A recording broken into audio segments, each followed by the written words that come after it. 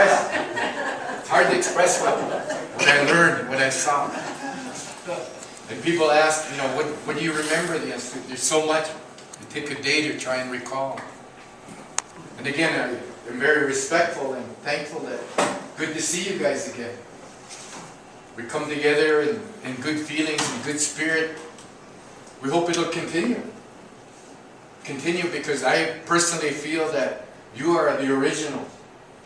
You're the one that created that movement back then in the 60s.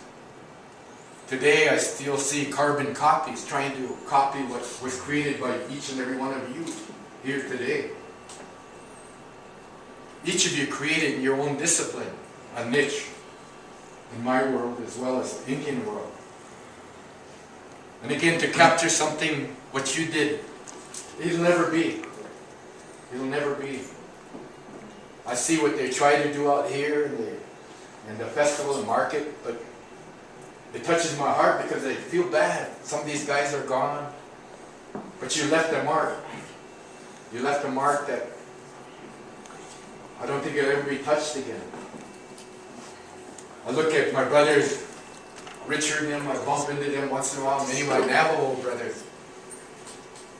Tend to feel that sometimes they were jumped over, they were skipped.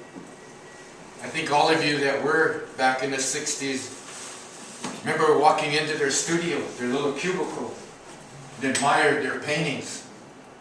Nobody could touch what I saw back then. And then thanks to Kevin, Earl, and Alfie, Bill, kind of created a movement, contemporary art. Austin, a lot of the guys that I look up to. A movement now today that, but yet there's still that discipline of tradition that I see. Tradition that, you know, coming from the old school. I've always been old school and always will probably continue to be. But again, I think of each of you. Every time I look at art, or I pick up a book, geez, do I see any of my brothers in there, you know? Any of my sisters? I look at dance the same way. Last time I saw, I remember BJ coming out, fancy dancing. You always got to have, this is the way Toon does it, you know. I always remember about Benny and a lot of the guys back then. Mrs. Wapp's class. Mrs. Wapp, you know, she's 100 years old. She's still kicking, doing her big job. You can see that? She's doing it. She's still doing it. And again, her message is still the same, to continue. I think that each of you, your own discipline, the best in my field, I respect each and every one of you is the best in your field. Again, I find it an honor to be sitting here and recalling the days.